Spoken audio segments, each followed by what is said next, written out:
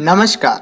चेतना radio 90.4 FM के कार्यक्रम किसान चौपाल में आपका स्वागत है। आज इस कार्यक्रम में हम खेती व किसानी से जुड़ी कई महत्वपूर्ण चीज़ों के बारे में चर्चा करते हैं।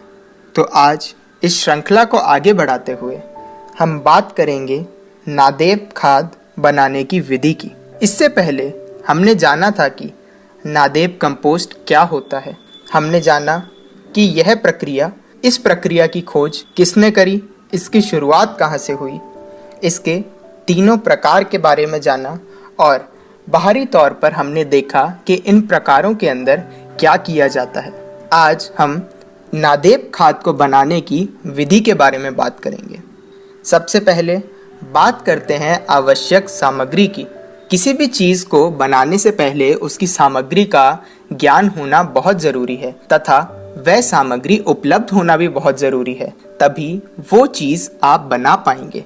तो नादेप खाद को बनाने की सामग्री के अंदर सबसे पहले टंके को भरने के लिए जो सामग्री की आवश्यकता होगी वह है खेतों पर उपलब्ध कचरा, बायोमास, यानी कि जैसे पत्तियां, मरे हुए पेड़ पौधे, सब्जियों के छिलके आदि।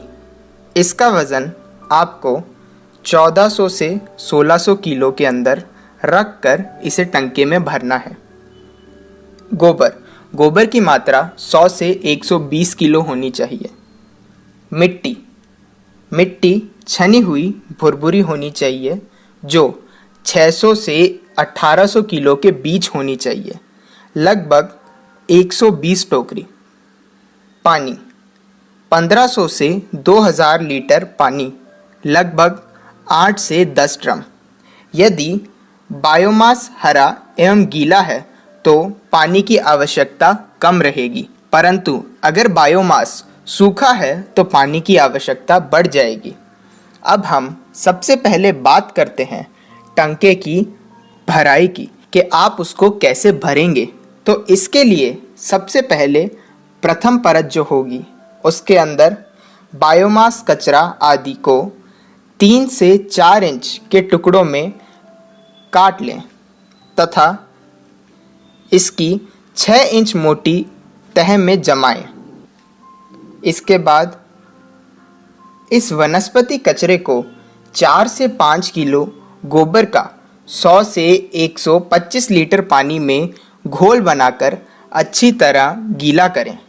इसके बाद इस गीली तह पर 50 से 60 किलो साफ पानी, 50 से 60 किलो साफ छिनी हुई मिट्टी फैलाकर डालें तथा थोड़े गोबर का घोल जो आपने बनाया था उसकी परत का छिड़काव कर देवें।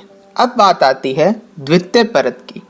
प्रथम परत के बाद जो द्वितीय परत आएगी उसके अंदर टंके की दीवारों, फर्श को गोबर के घोल से तर करें। इस क्रम में टंके को 10 से 12 परतों तक भरा जाता है। सबसे ऊपरी परत को झोपड़ी नुमा आकार में भरकर गोबर मिट्टी से लीप कर सील कर दिया जाता है।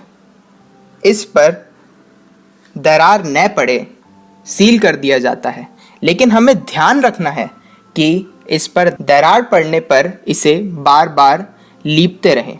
5 से 6 दिन के बाद जाली के छेदों में जो आपने हवा के लिए बनाए थे, आप देखेंगे कि आपको उससे गर्मी महसूस होगी।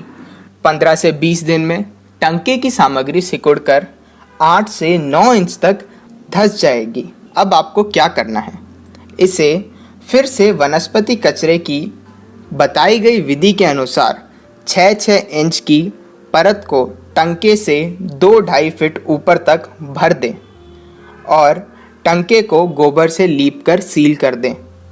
जाली के छेदों से हाथ डालकर देखते रहना है कि सामग्री नम बनी रहे। अगर वह नम नहीं है, सूखती जा रही है, तो पानी का इस्तेमाल करें, क्योंकि आपको इस सामग्री को सूखने नहीं देना है, तभी आप उच्च स्तर का कंपोस्ट बना पाएंगे। ज़रूरत के अनुसार इन्हीं छेदों में पानी का छिड़काव करके आप नमी बनाए रख सकते हैं। 75 से 90 दिन के बाद जब खाद लगभग पक गई हो और तापमान सामान्य हो जावे, तब टंके में सब्बल से जगह जगह 15 से 20 छेद करें।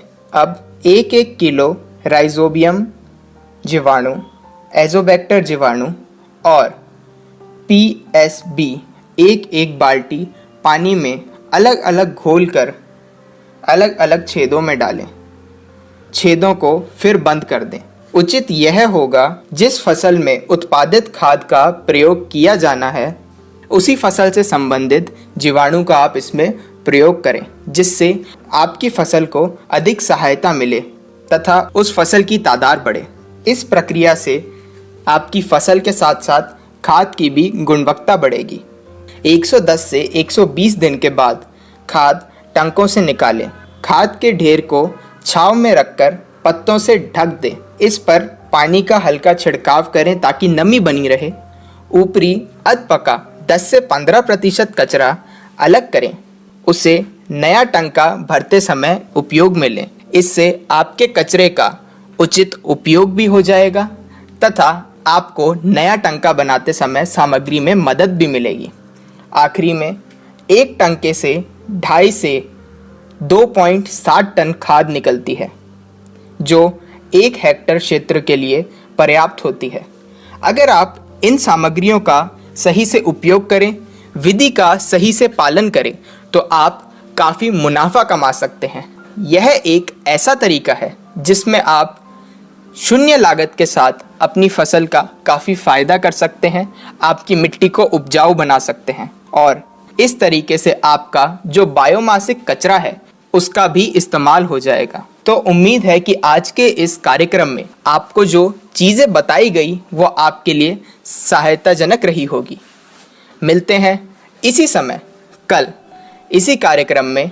तो सुनते रहिए चेतना रेडियो 90.4 FM पर किसान चौपाल। धन्यवाद।